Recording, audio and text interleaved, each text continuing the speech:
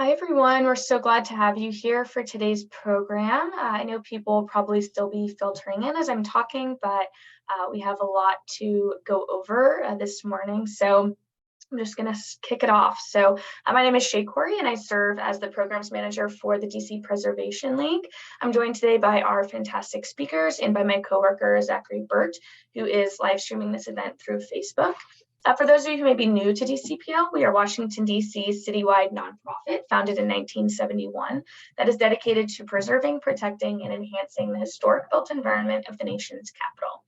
I have a few things to go over today before we get started. First, I'd like to start by taking a moment to thank some of our top sponsors whose annual financial support helps underwrite free programs like this one today. They are the DC Commission on the Arts and Humanities, QTAC Rock, Douglas Development Corporation, and Tunovich Associates, Atlantic Refinishing and Restoration, Robert Benson Photography, Buyer Blender Bell, Building Innovation Hub, Eden's, EHT Tracers Inc., KCE Structural Engineers, Quinn Evans, and David Schwartz Architects. Thank you all for your dedication to historic preservation in DC.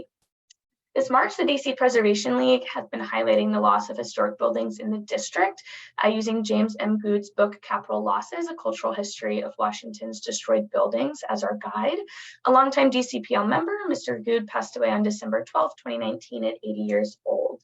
This month's programs have been sponsored by Amy Ballard, a member of DC's Board of Trustees, in memoriam of his life.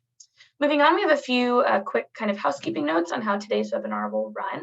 If you have a question, please submit it through the Q&A box found at the bottom of your screen to ask any questions. And we'll go through all of those with our panel at the end of the session. For those joining on Facebook, Zach will send your questions our way. You can just comment them or send them directly to him. Once we start, I'll turn the chat on, and if you have any comments, you should be able to submit them in there. And we'll go with the golden rule with the chat, so treat others how you'd like to be treated. And now that we've covered all of that, I'm pleased to introduce you to our speakers. We have Sally Burke, who is a DC native that has completed extensive research on architect Harry Wardman. You can find more information about him at the Wardman's Washington website. Dr. Cindy Goode is a historian, author, and historical consultant. Her research focuses on U.S. cultural, political, and women's history. Her book, Lipstick Brigade, The Untold True Story of Washington's World War II Government Girls, has been optioned for television. For more about her and her book, you can go to cindygooley.com or follow History Bite on social media. Linda Lyons is an architectural historian, currently on the boards of the Art Deco Society of Washington and Save Our Cemetery at Forest Glen in Montgomery. Yes, she spent time on the staff at the National Building Museum in the 1980s and 90s, managing the recruitment and training of docents, creating and leading tours, organizing lectures, and writing a guide to the building. Peter Sefton came to Washington to attend George Washington University and now considers the city his adoptive home. The recipient of a master's degree in architectural history from the University of Virginia, he's a trustee of the DC Preservation League and co-author with John Day Ferrari of 16th Street Northwest, Washington, DC's Avenue of Ambitions, which was published in 2022. And with that, I am excited to turn it over to Peter so we can get this rolling.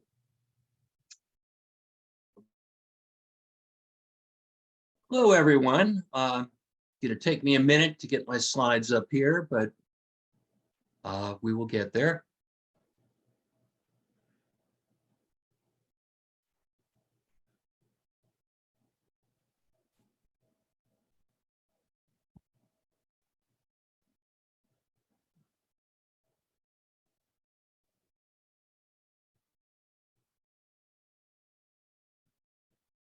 Okay. Capital Losses was published in 1979. At the movies, that's Christopher Reeve as Superman or Sylvester Stallone as Rocky in Rocky II. On the beach, it's a Danielle Steele romance or a Robert Ludlum thriller. In music, it's Gloria Gaynor telling the world that she'll survive. It's the Village People at the YMCA and something called punk rock that's pushing its way out of the clubs and onto the radio. Here in 1979 was a dynamic time in a troubled city. Even as Washington struggled economically, it was metamorphizing, or perhaps even preparing to flower. Home rule was about a half dozen years old. Metro was an infant of 3. Our most exciting building since the war, I.M. Pei's National Gallery East, was but 1. And our own architects were pushing forward, evolving a postmodern Washington style of design. Into this ferment came a portfolio of erased landscapes and vanished buildings. Its creator was the curator of the Smithsonian Castle, James Goode. It was James's second book. His first, The Outdoor Sculpture of Washington, is a blend of comprehensive survey and guidebook that's considered a classic today. But capital losses was a challenge. You can hear the parents of today's anti-preservationists, first as a murmur and then as a roar. Is this book a blast from the past? Is it a mournful anti-modern cry to jam on the brakes? Perhaps a fear of flowering? Well, let's pull capital losses off the shelf for a minute. James's book was a groundbreaker for Washington. Earlier histories mentioned absent buildings, but his is the first to present a social history of the city in terms of what it lost. And capital losses is part of the origin story for a whole genre of architectural literature. That's the quote unquote lost book, a photo-intensive cross-sectional catalog of buildings that characterize a place by their absence. Capital losses' immediate ancestor may be Nate Silver's Lost New York of 1967, followed closely by Constant Greif's Lost America volumes in the early 1970s. But these books' descendants are now a mini industry. Among others, the History Press's Lost series of local histories that key on vanished buildings is now approaching its 100th volume. Capital Losses may not be the first lost book, but it's probably the most useful. Hopefully my well-thumbed copy is testimony to that. There isn't a single metric to convey the breadth and depth of the information it holds.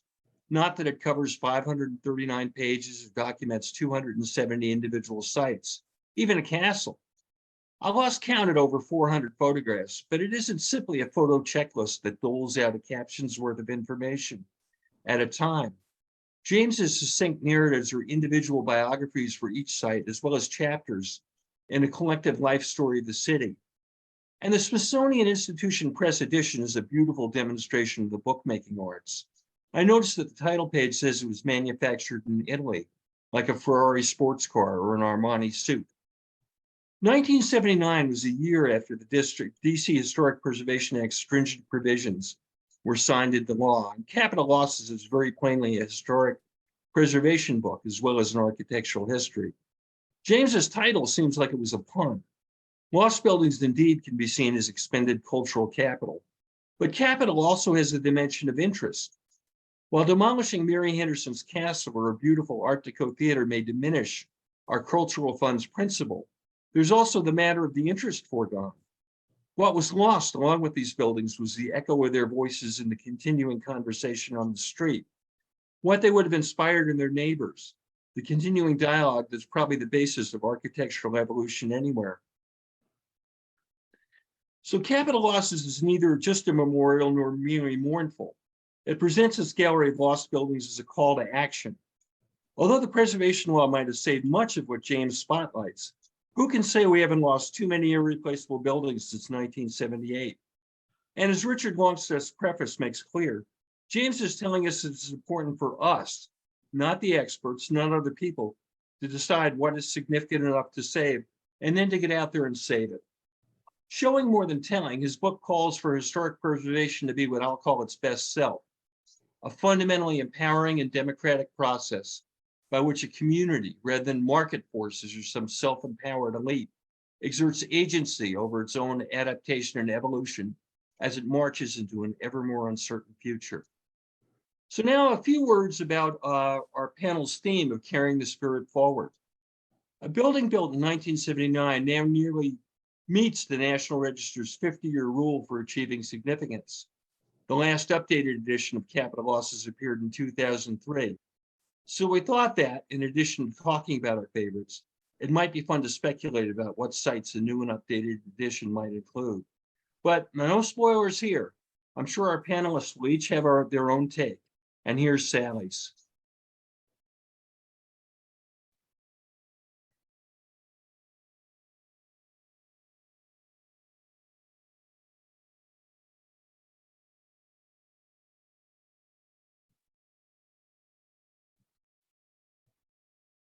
Morning.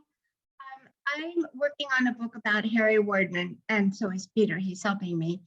And in reading Capital Losses, I noticed that an enormous number of lost buildings were in fact demolished by Wardman. In fact, even more than James Goode acknowledged in the book. I recognize the addresses of many of the lost buildings as being the sites of buildings that Wardman constructed. So we can only assume that he demolished those lost buildings.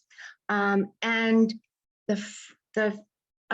I should say, Wardman was the most prolific residential developer in the history of Washington, D.C. The reasons are, of course, that he was incredibly ambitious, energetic, organized.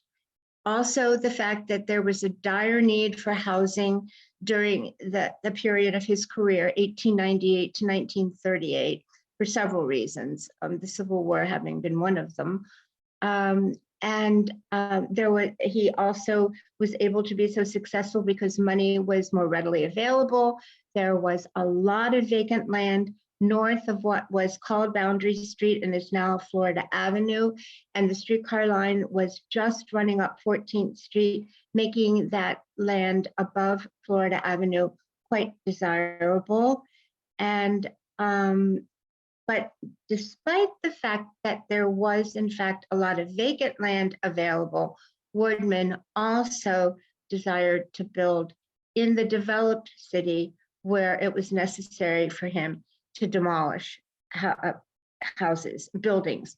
And the first one that I show, actually, James didn't note that Wardman was the one to raise the building. This is Belmont Castle, constructed in 1883 on much acreage at the top of 14th Street as it goes up the hill by Cardoza High School, with a spectacular view of the city, the Capitol, the Library of Congress, etc. And Wardman demolished it according to James in 1914, but I suspect that it was demolished sooner than that because Wardman began this project of Clifton Terrace Apartments, three buildings. He began construction in 1913, and fortunately, in 2001, this project was designated a landmark. There are many more of these apartment building complexes by Wardman. By the way, Wardman was a developer, not an architect, but he did employ very good architects, some of them actually quite wonderful, particularly Meyron Mesrobian, whom he hired in 1921. At any rate, there are several of these Wardman apartment building complexes in Columbia Heights. I don't think any of the others are protected, unfortunately. Unfortunately, there is still not a historic district in Columbia Heights, despite the efforts of many of us. This is, on the left is Franklin Terrace, designed by Adolf Kloos, an extraordinarily prolific and excellent architect in the mid-19th century who came from Germany to Washington when a great deal of construction was going on. And James identifies Wardman as having demolished several of those houses in 1916, but in fact, I think it had to have been earlier because Wardman demolished a few of those houses to build his first office building at 1430 K Street Northwest. It's not surprising that that terrace would have been under threat because Franklin Square and K Street were becoming a very desirable address. The first Wardman building lasted only, I think, 12 years when Wardman himself demolished it to construct his second office building, a much larger, far more elegant building by Arthur B. Heaton.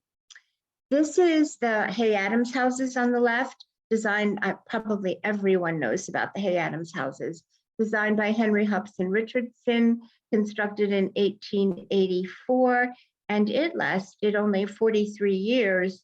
Both Hay and Adams died Their descendants at one point no longer wanted the house, put it up for sale. Boardman put a contract on it. There was quite a hue and cry in Washington about the prospect of demolishing it. And so Boardman did, in fact, delay the demolition for a year by offering it for sale, and no one else bought it. And so in 1927, he demolished it to construct the Hay Adams Hotel in 1928. And this was designed by Mehran Mesrobian, and it is protected by being a contributing building to the 16th Street Historic District. So we're not very likely to ever lose this building. The Boardman House, prominently located at Connecticut Avenue and Woodley Road Northwest, constructed in 1909 and designed by Boardman's in-house architect of the moment, Albert H. Beers, an incredibly prolific, even more prolific architect than Cluse, who unfortunately contracted a disease in 1911 and died very suddenly, or I'm sure he would have remained at the age of something like 53, or I'm sure he would have remained Boardman's architect for many more decades. At any rate, he designed the Boardman House, which was quite huge, the whole top floor devoted to a ballroom, despite the fact that Boardman came to Washington in 1893, didn't become a developer until 1898.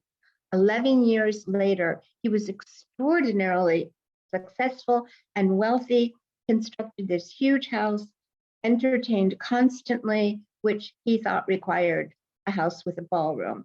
However, on Woodley Road, he had constructed the Boardman Park Hotel, a resort complex that was so successful that he decided it needed to have an annex, which is what the now Boardman Tower was called when he built it. It was called the Boardman Park Annex.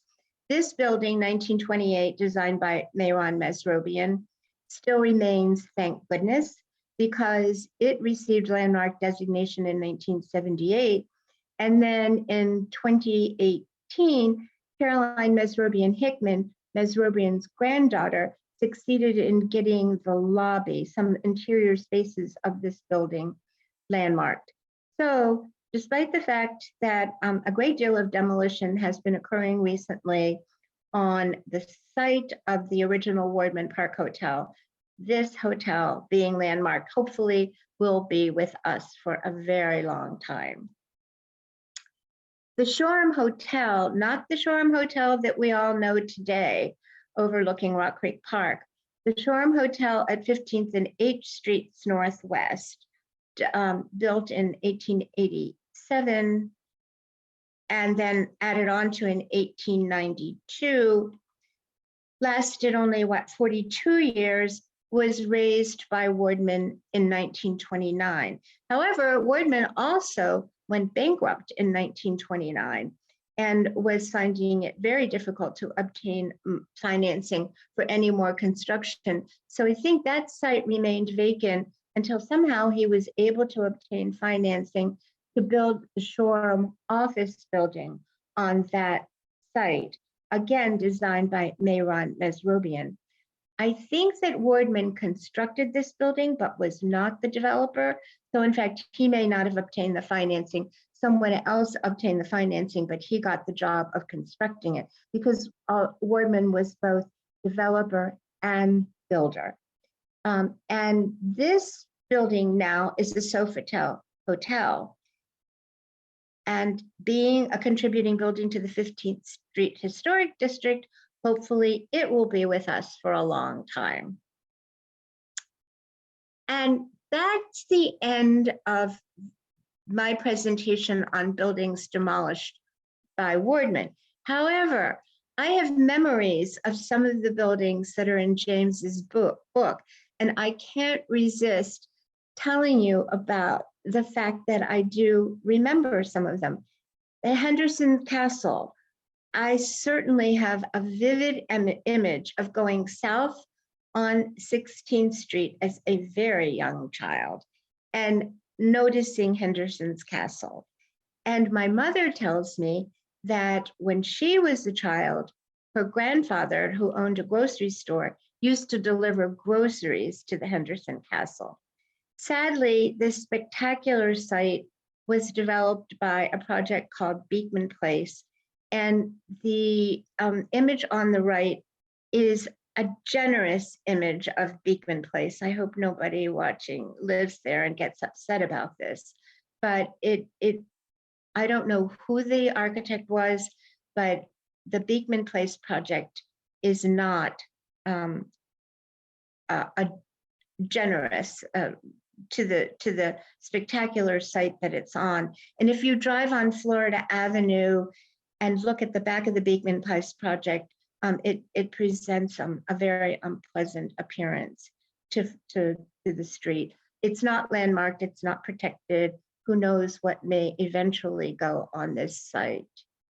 And then another memory I have, the Portner Flats, a spectacular apartment building that was on 15th Street between U and V, and I think probably the largest apartment building in Washington at that time, had a portico, had an entrance that you can see was to a drugstore.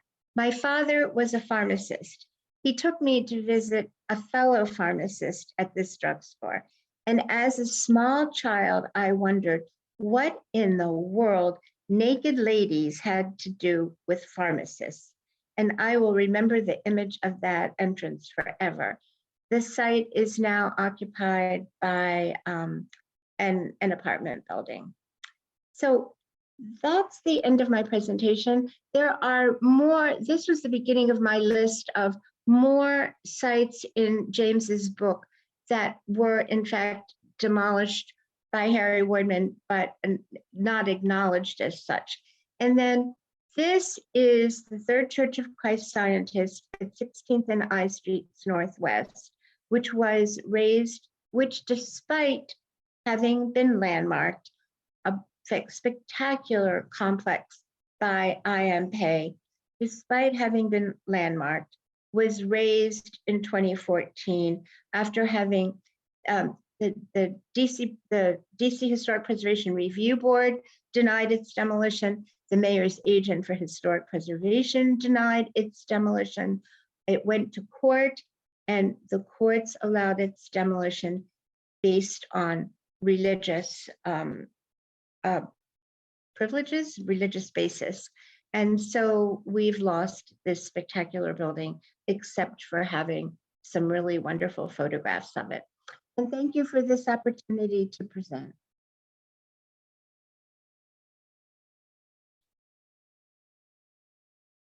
Next.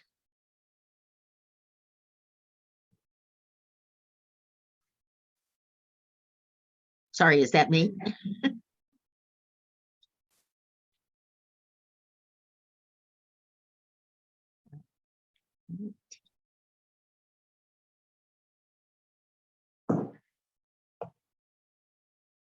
Okay, we're here. And I'm just going to talk about one building. It's going to be the Translux Theater. We're here today to talk about buildings that we've admired that are not gone. What was special about them? What was special about them? Why do we miss them? And how can we remember them? In my case, oops. From the beginning, sorry. There. In my case, for the Art Deco Society of Washington, we are looking at buildings that were mostly built between the two world wars of the 20th century. Yet quite often they were demolished long before they needed to be, because the city was changing after the Second World War. Indeed, I will be talking about a building that was demolished 38 years after it was built to make way for a parking lot. The Translux Theater, designed by prominent theater architect Thomas W. Lamb of New York, began construction in 1936 and opened on the corner of 14th Street and New York Avenue in March of 1937. This Art Deco building was a thoughtful composition of sweeping horizontality and vertical elements, including an extraordinary and distinctive glass tower. Translux was a method of projecting newsreels in the daytime that became popular in larger cities. They showed the latest newsreels from all corners of the globe, together with an assortment of shorts, comedies, and travelogues. The Translux Corporation was founded in 1920 as a high-end video screen manufacturer that branched in many related directions. For example, in 1923, the company installed the first projection ticker at the New York Stock Exchange, which remained in use into the 1970s. In 1930, the company launched the Translux Theater Building Program with RKO. The first Translux Theater was built in New York City at 58th Street and Madison Avenue, featuring a facade of black and white vitriol and light and black metal. It offered newsreels in a setting featuring larger seats, more legroom, and wider aisles than the average theater of the day. Rear projection allowed patrons to read their programs and easily locate their seats. This was possible because of the newly invented translucent screen material that allowed daylight projection for films. Typically, there were no ticket takers. Instead, after paying the admission fee at the box office, they entered through an automatically operated turnstile. In 1934, the company expanded into Brooklyn and Philadelphia, and in 1937, it added 3 more theaters, one of which was in Washington, D.C.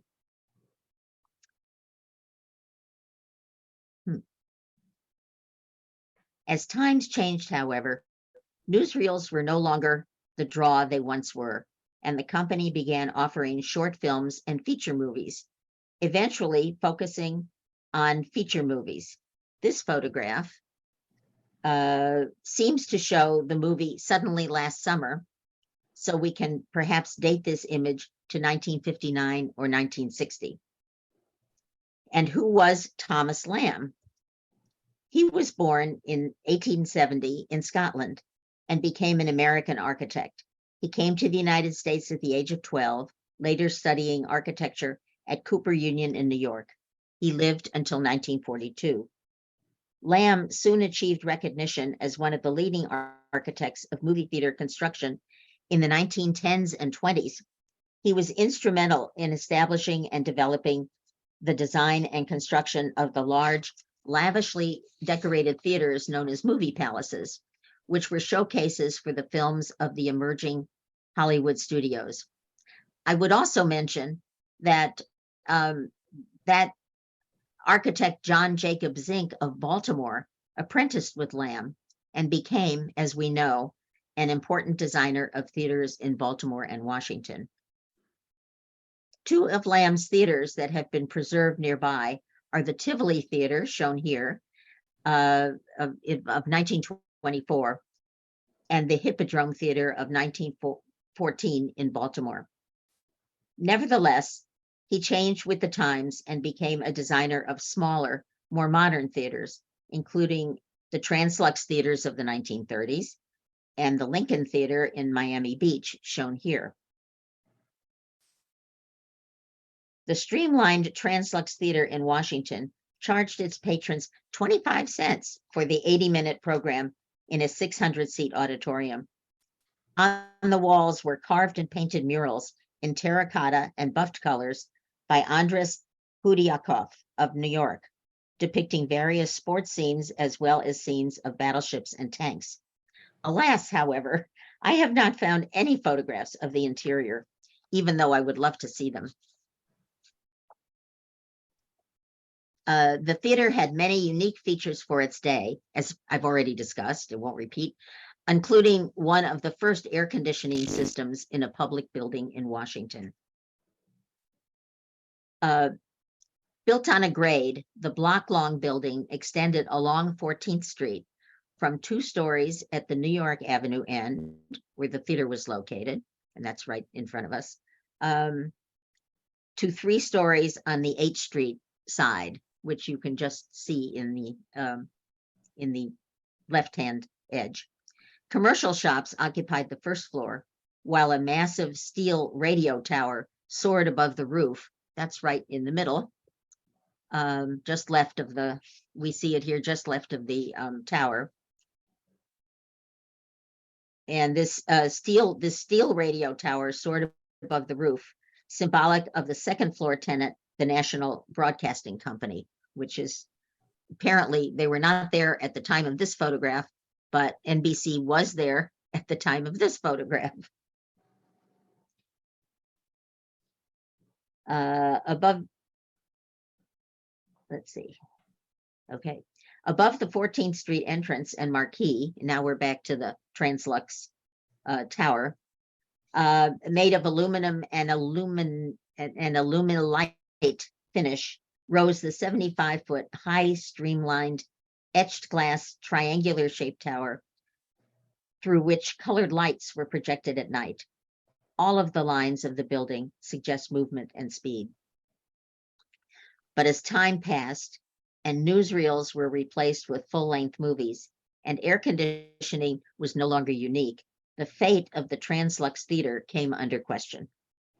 Efforts by Washington preservationists to save the Translux Theater in 1975 proved futile when a local parking firm, PMI, destroyed it, only one of many local landmarks raised by this corporation. A HAB staff member was on hand to record the results. And here is, I think, the beginning of the demolition. You can see a equipment on the roof, and I think the metal tower is gone. Here we have more. This is painful to watch, I'm sure, and I'm sorry. and this is the 3-story end of the building and at 8th Street. Then in 1924, whoops, sorry, I have the wrong page here. During this time, there was much concern about needless demolition of noteworthy buildings in the nation's capital, but it took time for groups to be formed to advocate for historic preservation. But the Translux Theater had not been forgotten. When the Art Deco Society of Washington was founded in 1982, its first newsletter was named Translux. President Richard Striner wrote in part, "The theater swept down the block like an ocean liner, with a prismatic mirror tower on one end and an RCA radio transmitter with the Thunderbolt script on the other end. This imposing landmark was torn down by PMI for a parking lot in 1975. We dedicate our newsletter to the spirit of Translux and to our determination to prevent any further loss of Art Deco monuments in Washington."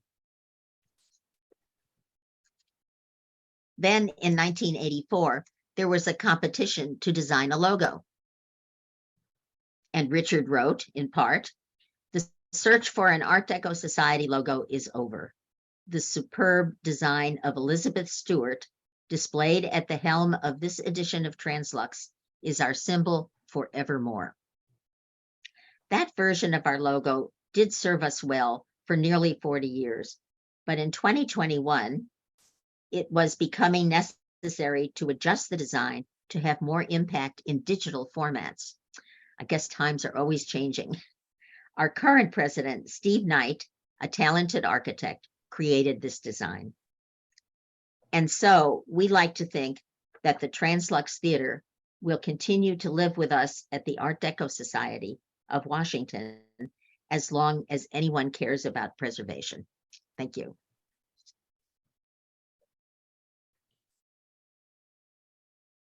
I'm going to be going next, and before I start, I want to say that give you a warning that my internet seems to be freezing every once in a while. So if for some reason it freezes, save yourselves and please just keep going on. But that will be why I will be frozen in what is probably going to be a very unflattering moment, as that does tend to do. But unlike all the other buildings that people have been talking about today and that are basically filling Goode's book, I'm going to focus on buildings that almost nobody was sad to see coming down, except maybe the rats who lived there and had to leave the buildings, and some tour guides who used it as a running joke.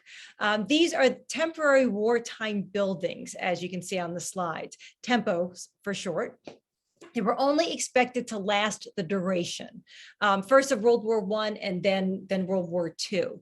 But most lasted for decades, some on the mall for over 50 years, and there are a few that are actually still standing today.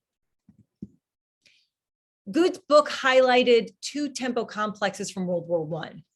The main Navy and munitions buildings and the Union Plaza dorms. These first caught my attention and when I started research on government girls of World War II. Many of them worked in TEMPOs that were on the mall, including the main Navy and munitions buildings, and they lived in similar housing. So I was interested in the environment that they experienced and the government girls who came before them in World War I.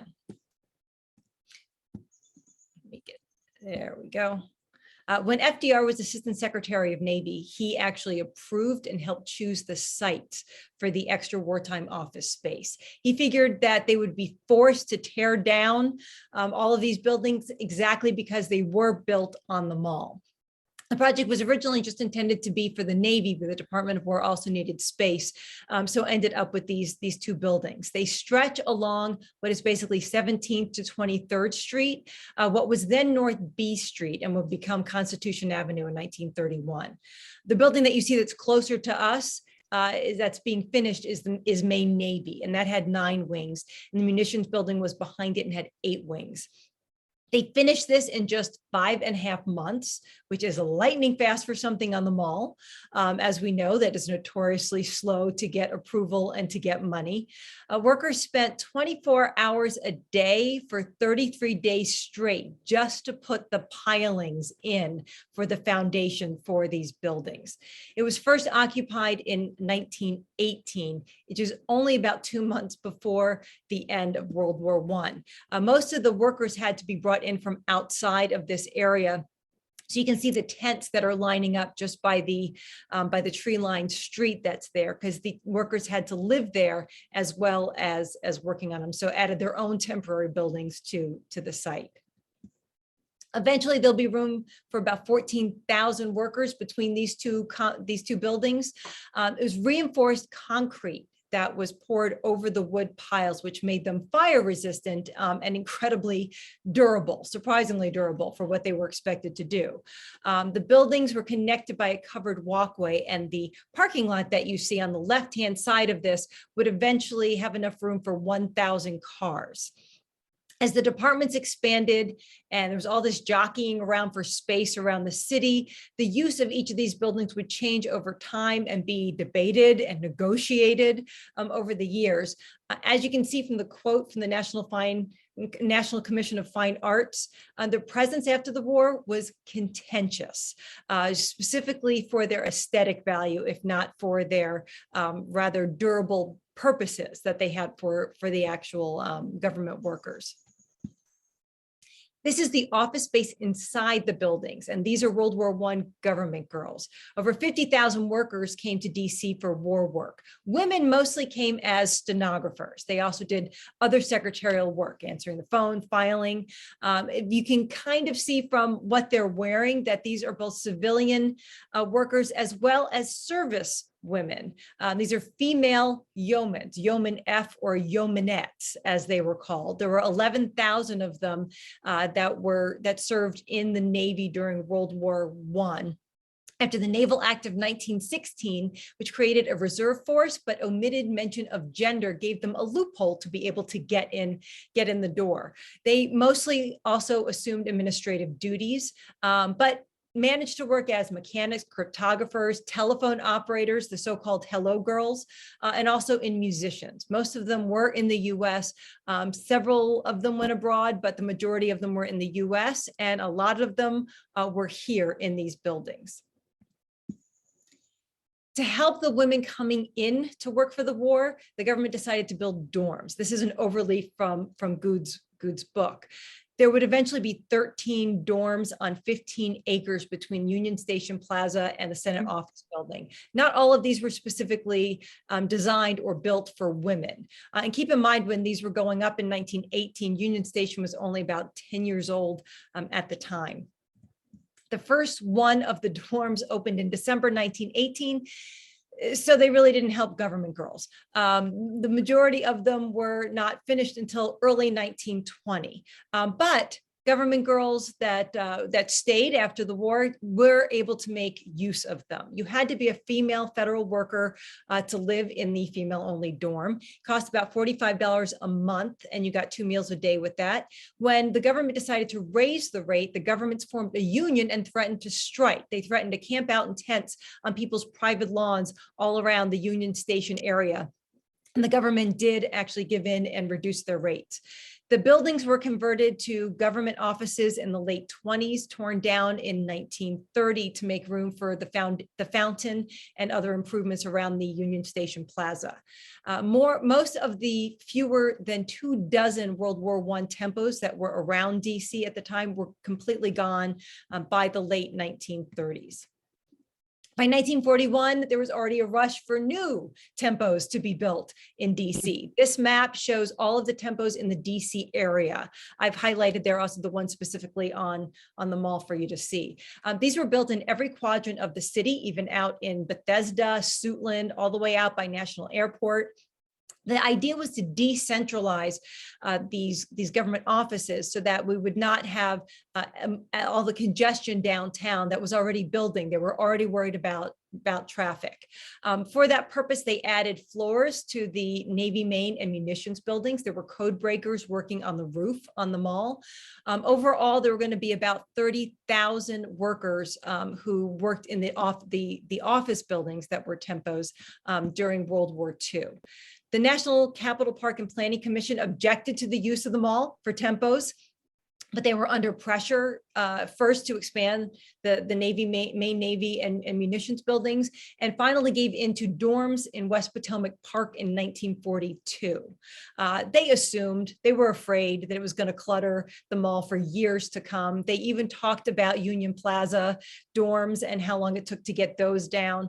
It seems that the bridge that was over the reflecting pool that connected the Navy Department's buildings on each side of the mall that were the the opening wedge to what would become this kind of defense colony all around the mall. They squeezed World War II government girls into every available space in the city. Ballrooms of older mansions, the Leader Mansion, you can see there, old apartment buildings, ice skating rinks, the Armory. This is a photo that Goode uses in the book of World War II government girls in the munitions buildings.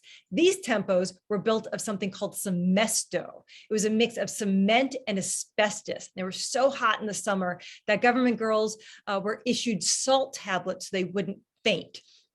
Fans that were not bolted down were often stolen from offices, and sometimes they just had to shut them down, sometimes in winter too, because apparently they became really uncomfortable in the winter as well. There were only 2 stories, prefab, and they were all standard. The idea was that there was going to be greater salvage value for these after the war when they eventually tore them down. The Pentagon had a soft opening at the end of April in 1942, and many government girls relocated to work there. That same year, federal government started building dorms in and around DC to house the war workers, especially government girls. The largest compound was called Arlington Farms. The press nicknamed it Girl Town, the largest project of its kind ever undertaken by the federal government. And this map gives you some idea of where it was between the Pentagon and Arlington National Cemetery. The buildings will cover 28 acres of the 104-acre property, hence the title of this article from Reader's Digest, all built of the same general design and materials as the other tempos that were going up. Semesto was included. 10 buildings in all. The last one finished October 1943, 6 for civilians and 4 for servicewomen in the entire complex of Arlington Farms. This one is the first to go up. It's Idaho Hall. They were all named after states. Housed 600 women, and the rates were rather reasonable, about $25 a month to share a room and 2 meals a day. To qualify, you had to work in a government agency, couldn't have lived in DC before July 41, and had a maximum salary of $1,800, and you had to be white because these were segregated. African-American government girls only had 1 dorm that they were allowed to go into in this area. Otherwise, they had to find housing on their own. The interiors are pretty nice. They brought in a decorator and tried to find out what girls might want when they were coming in. The complex had an infirmary, cafes, lounges, recreation facilities, academic, beauty, hostess classes were offered, theater groups. It was often compared to a college campus. Reader's Digest reported that the 8,000 what were called Bobby Soxers and Slick Chicks consumed 4,000 hot dogs and 3,600 dozen pies, cakes, and donuts every single day. There was no curfew. If you were going to be in after 2 a.m., they wanted you to ring the bell, but this was a residence hall, not a dorm. As the head of female dorms in the area said, he's not running an old maid's home. So men were allowed in the lounges. There were governing councils of the girls that were organized to deal with complaints and plan activities. By 1950, they were down to about 1,800 government girls, and the land was turned over to the Army. Mostly demolished by the 1960s and eventually absorbed by Arlington National Cemetery. The GSA started tearing tempos down as early as 1948. Eisenhower even appointed a special tempo remover expediter. But by the 1950s, they estimate that about 40% of government workers in DC were still working in tempos. JFK initiated a committee to look at federal space and see what was needed, and ordered even more of them to be knocked down. Why did it eventually take so long to knock these down? The short answer is that they were incredibly useful. Every time one agency left, there was another agency that said it needed more space and moved right in. You can see here that they are even up at the time of the March on Washington in 1963. So you don't tend to see that aerial shot of it, but they were still there. And the head of the FWA and the GSA also wanted them gone. So there was a big push to get these removed, but agencies were in constant need of them. When they finally were given the order to be torn down in 1970 by Nixon, who wanted to clear the way for the building of Constitution Gardens, which would celebrate the US bicentennial. You can see from the headlines, nobody was sad. There was a reviewing stand. The band played Auld Lang Syne, and Anchors Away. It was called a reverse dedication ceremony, a demolition ceremony. They handed out programs. People rushed to grab souvenir bricks. The rest of the workers were transferred to a complex in Virginia. And actually some low and moderate income workers unsuccessfully sued because that move is going to bring them financial hardship, having to not just go into the city, but to go all the way out into Virginia. However, that's not the end of the story. There's still one tempo standing on mall property. The Liberty Loan Building, which was completed in 1919 to process the bonds that were sold to finance World War I. You might have passed it if you went down by the cherry blossoms this past week. It has evolved. There were floors added to it, a tunnel underneath for the freeway ramp, air conditioning was added, and it was updated, and it's still in use by the US Treasury. A couple of others hanging around, Lucy Slough Hall and George Washington Carver Hall. These were part of the African-American complex of residence halls. This was Slough Hall was the one that I mentioned that only African-American government girls could use. It was taken over after the war by Howard University and used as dorms, and more recently turned into apartments. In fact, it received the 2021 Preservation League Excellence Award for Historic Preservation.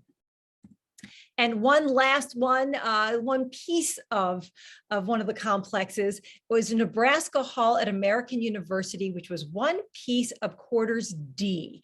This is the first and largest installation that was specifically built for Navy waves, the service women working for the Navy during World War II. They were the largest group in Washington, 24,000 of them in DC. Eventually, that entire complex by Ward Circle was taken over by American University, but they kept that one dorm, and it has also evolved. You can see it sticking out behind what is the Katzen Art Center, which has taken over most of what used to be there. So the Tempos were buildings that Washingtonians loved to hate, became part of World War II nostalgia, especially for government girls who often viewed them as part of their wartime adventures. Not always good ones, but sometimes they were united against the common foe that were the Tempos. Created a community of people who experienced them and remembered them.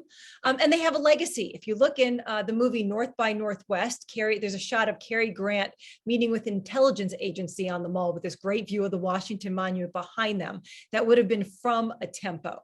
The movie Tora, Tora, Tora, which is about Pearl Harbor, also includes some footage and some shots of them. And it'll be interesting to see if the new Bayard Rustin miniseries that's coming out, you'll be able to see them in the March on Washington, which they'd have to CGI in, of course. So these are. Oops.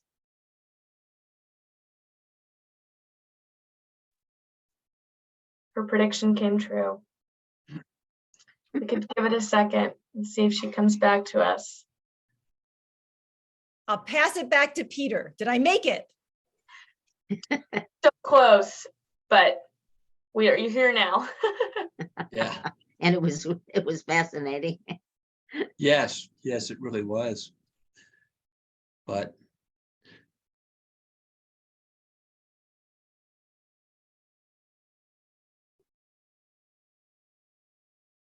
hopefully you can see my slides there. We don't see him, Peter.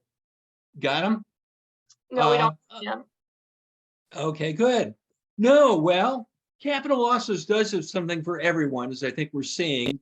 And whether your fantasy is Gilded Age mansions or Gothic churches and gargoyles or cast iron storefronts that look like they belong in Lower Manhattan, they're in there. James Goode didn't neglect entertainment either. Besides movie palaces, he included vanished opera houses, vaudeville theaters, and Nickelodeons. But there is a surprising absence in his gallery.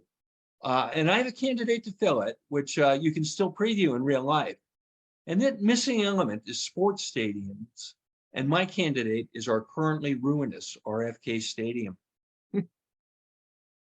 RFK has a strange relationship with the city. It was the backdrop for some very triumphant moments. And I'm thinking here are some of the great football victories in the 80s and 90s. But overall, it's a place that's associated with chronic failure. During its 60 years, it's been abandoned by 4 different franchises. And there's also the matter of its rather, or at least allegedly, unengaging appearance and ambiance. Let's talk about that first.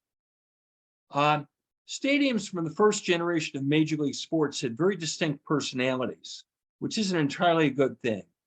Typically, they were built for baseball, although team owners rented them out for everything from football to bicycle racing to wrestling or concerts.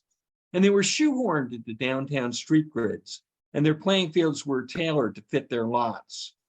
Washington's Griffith Stadium, which you see here, was built in 1911 on the present-day site of Howard University Hospital, and it was one of the most eccentric.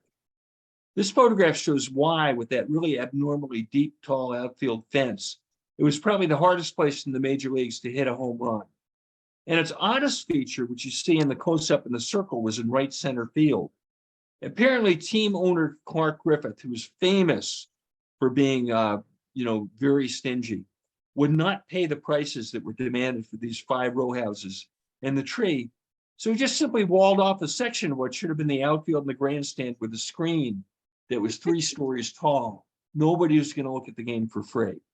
And apparently, this wasn't, it wasn't just Griffith Stadium's paltry 35,000 seats that made the Senators draw so poorly. and created Griffith's rationale for not hiring better players. When baseball left Griffith at the end of the 1961 season, Washington had been last in attendance every year since 1955, had not had a winning season since 1952, and had not played in the World Series since 1933. So frankly, there wasn't really a lot to pay for a ticket to see. After the 1960 season, the original Senators decamped from Griffith and became the Minnesota Twins.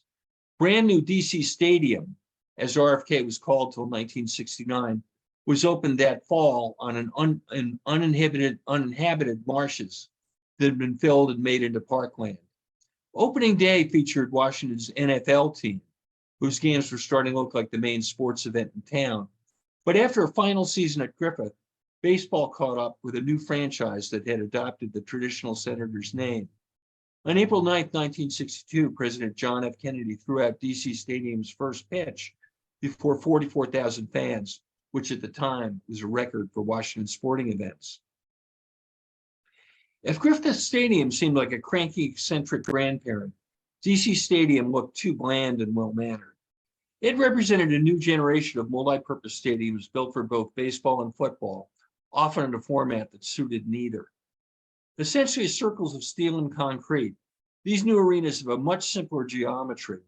They're much more standard playing field dimensions, and they seem much more uniform than quirky Fenway Park, Wrigley Field, Griffith Stadium, or any of the first generation stadiums. This aerial shot shows DC Stadium as very symmetrical and cellular, or maybe as a fortress that sits on its own concentric island, surrounded by a moat of arterial streets that connect it to freeways to the suburbs. Truly seeing RFK requires viewing it within a landscape of parkland transformed into parking lots. This was a lonely spot except on event days. And today it's hard to imagine the famous tailgating bacchanals that ended when the football team moved to Landover in 1997. By 1997, the Neo-Senators, who had endured at RFK for only a decade, had been the Texas Rangers for more than 25 seasons. In 1905, RFK kind of woke up and became the home of the new Washington Nationals, who then moved to South Capitol Street after the 2007 series. Major League Soccer's DC United became the fourth Major League franchise to abandon RFK when they moved to Audi Field for the 2018 season. Right now, observing the demolition of RFK is like watching a donut being eaten from the hole out. The stadium facade looks very distressed and abandoned, but there's very little visual evidence that demolition is well underway inside. Walking up to the stadium shows that its form isn't nearly as simple as the aerial shot suggested. It's really a mid-century modernist exercise in unadorned industrial materials, boldly defined geometric elements, and forms that express its structure. The ring of girders that supports the grandstand roof undulates in a rhythm that contrasts with that of the tiers of walkways stacked beneath us. These circular shapes are opposed by the verticality of the ground to upper deck piers that support it, as well as the ribs that separate the walkways and keep the customers from walking out into open air. But they leave the stadium structure on clear display.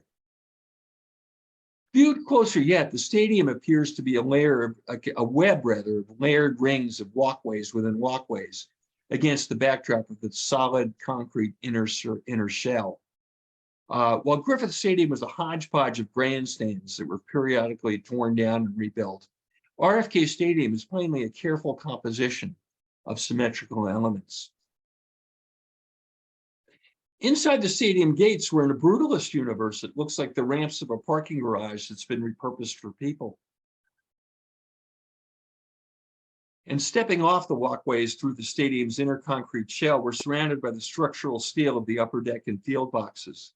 Here we're looking directly across the dim recesses of the lower deck on the first base side, where concrete concentric rings once supported rows of seats that were the place to be in a rain delay.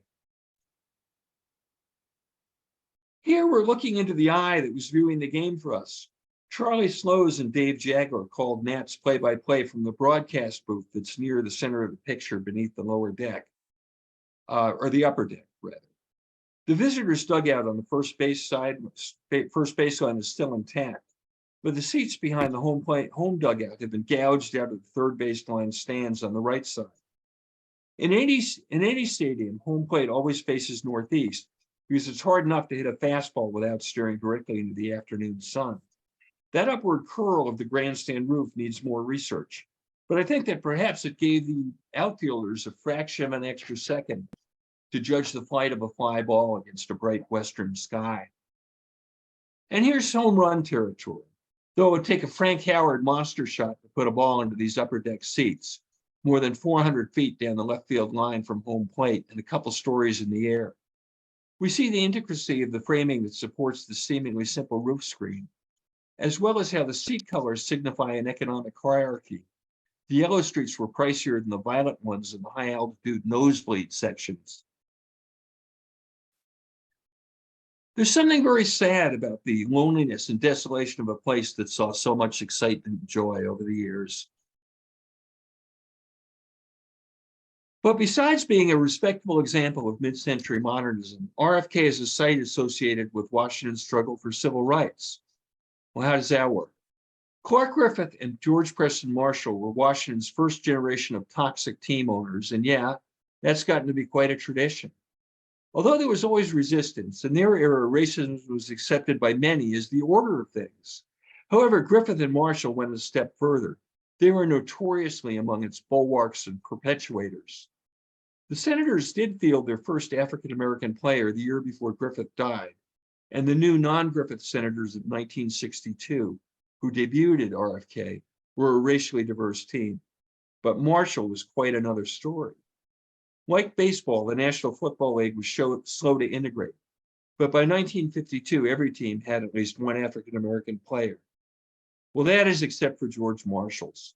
For years, there were pickets outside Griffith Stadium and Shirley Povich's scathing columns in the Washington Post. But even in 1960, Washington was still the last NFL team without an African-American player. In that year, Marshall infamously told the New York Times that this was really understandable, right, and proper, because his television audience across the South just didn't want to watch Black players play football.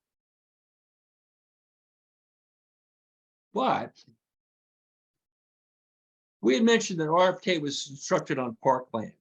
To be specific, it was built by a quasi-federal agency on land belonging to the National Park Service, and Marshall didn't reckon on that the newly elected Kennedy administration was determined to enforce federal anti-discrimination law. Apparently, there was a conversation with Interior Secretary Udall and Attorney General Robert F. Kennedy, and it went something like this. And here we thought you wanted to play football in that beautiful new stadium. Marshall pretty soon agreed to integrate his team for 1962. And in the offseason, he traded for star Cleveland Browns running back Bobby Mitchell, and Washington opened the 1962 season at RFK with 3 African Americans on the roster. Mitchell was electric in his first home game. He scored 2 touchdowns, and he went on to have a Hall of Fame playing career followed by a long tenure as a team executive after Marshall's death.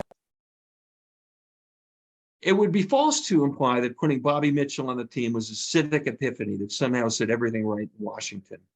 But it was a very public extraction of 1 foot from the quicksands of the past, and it was one step forward among the millions and millions still needed.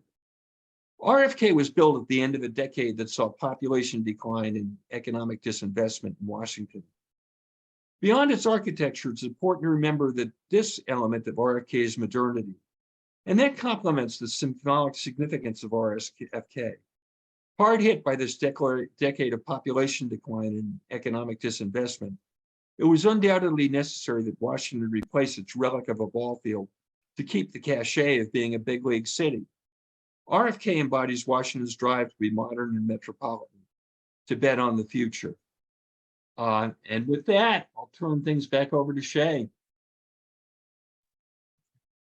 Thank you, Peter. Great job, everyone. It's super interesting.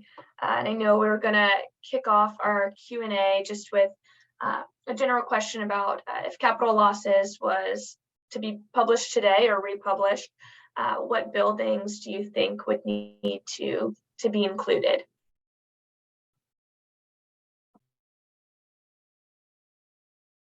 You know, I'll lead off just very briefly. You said I probably said too much about that already, but James's book is there's no buildings in it that don't belong. And he did include some African-American community sites that are very important, like Dunbar High School and Minor Hall. I think today we have maybe a broader and a little deeper understanding of some of the forces that go to make up demolition, phenomenon like gentrification and things. And I think today a newer edition might explore that a little more. Like, for example, with Meridian Hill, show that yes, there is a fabulous park there, but in the commentary there, but it did replace and uproot and dispossess an African-American community. And I think today a new edition would need to make that more explicit. I'd include what I already showed, the Third Church of Christ Scientist, with an explanation that would hopefully help the fact that the Third Church is a brutalist building, and people mistakenly think that brutalist means that it's an unwelcome building, but it's actually based on the fact that these buildings are constructed of concrete. And the word brutalist comes from the French word for concrete. And so it would be wonderful to include the Third Church with a good explanation of what brutalist buildings really are. They're not all wonderful, but an awful lot of them are. And hopefully that would help to save some that might be threatened. Not the FBI building.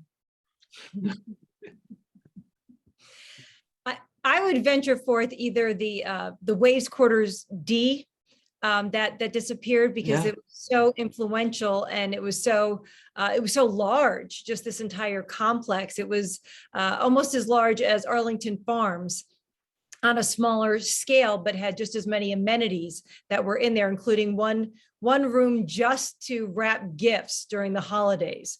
I mean, so it just this weird combination of militaristic and yet also showing the kind of youth and energy of the boomtown that Washington was during World War II. Or Quarters B that was in West Potomac Park. Again, kind of this cultural nod to the advancements that women were making during World War II and entering the workforce in these incredibly large numbers, and specific to Washington because the Waves were the largest part of the service, of the military service in Washington itself.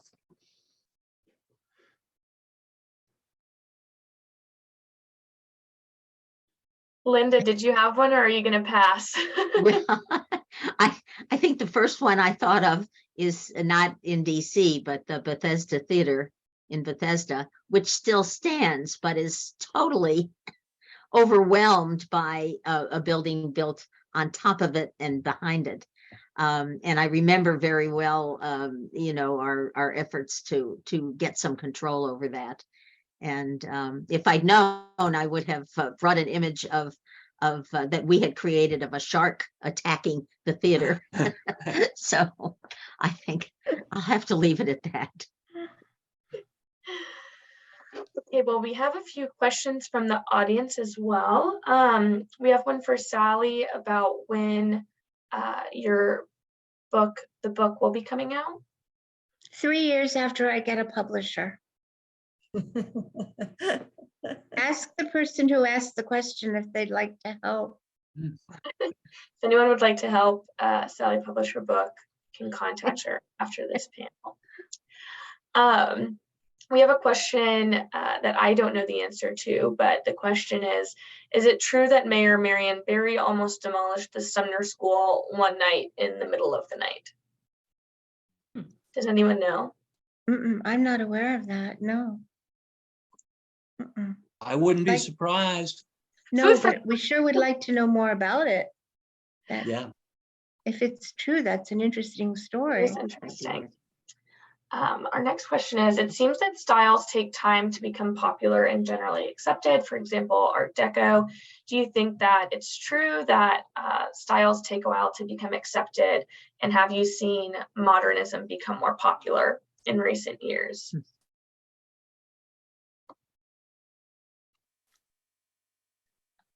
I don't think you can make a blanket statement about that. Some people like this and some people like that. And I don't know. Peter, do you think you can make a general statement about that? No, you can't. Everything's unique. I will say, though, that things do come in. They also sometimes fall out of fashion. But I mean, I think the classic example is the old executive office building there, next to the White House, that when it was put up, a lot of people thought it was hideous. It was an example of a government boondoggle, because who really needs all those columns? And, it's like, was the column factory manufacturer, politically connected or something? And, it was thought to be a pretty hideous building up probably till World War I. And then people started to embrace it as being, like a big exuberant, United States centennial, celebration of vigor and, life. And so, yeah, that certainly does happen. I know the National Trust with its 50-year rule does kind of, acknowledge that, like, to establish significance, a building should be at least 50 years old. And there is that idea of getting perspective over time. Yeah. Cindy, I think this question is directed mostly towards you. I know that you mentioned some of the remaining tempos, but do you know if those are landmarked and if there are any that have been torn down recently, potentially near the Pentagon? Near the Pentagon. None that I know of that are near the Pentagon. There were a couple of last Arlington Farms buildings that were used as a lot of these tempos were used in ways that you wouldn't necessarily expect. When they were building some of the freeways, they were used as construction managers' offices. Sites like that, and also recruitment centers during the Korean War, but none that I know of that have lasted this long, except for the ones that I just mentioned, the Liberty Loan building, as well as the rest of the dorms. And those have really gone under extensive renovations more recently. So, and I don't know if those are particularly landmarked, or if those are protected in any way. But those are the only ones that I know of. There could be more. So if anybody knows of any that have been kind of repurposed and reused, let me know. But those are the only ones that I know of that still exist, that you can actually still go and look at. Gotcha. Very interesting. I'll do one more question since I know we're running a bit over. But Peter, what are the plans for the RFK site? The plans for the RFK, I'd say they're sort of open right now. It's definitely to get it out of there. And just because it's rented very occasionally for concerts and things, but I'm not aware that there is a final, disposition for it. Some people think that it might be a new site, in-town site for the football team, particularly once the owner's gone, then maybe that will come back downtown to the site, but that's just a rumor. Gotcha. Well, do any of our panelists have any final things to say before we wrap it up? I would say how grateful I am to James Goode for having done an incredible amount of research before Brian Kraft produced the building permit database, which makes it easier for all of us these days to do research on buildings, the history of buildings. It is just incredible what he did, and it's a really wonderful resource for which I'm very grateful. Yes, absolutely. And we'll send out an email if you registered, and we'll have information on James Goode's book and our panelists and the different ways that you can keep up with their projects and their websites and different things that they're going to be doing in the future. We'll see what happens. But thank you all for being here today, and thanks to James Goode and DCPL and everybody for preservation work in DC. Hope everyone has a great day. And if you have any questions, you can always email info@dcpreservation.org and we will get back to you. Thank you, everyone. Thank you.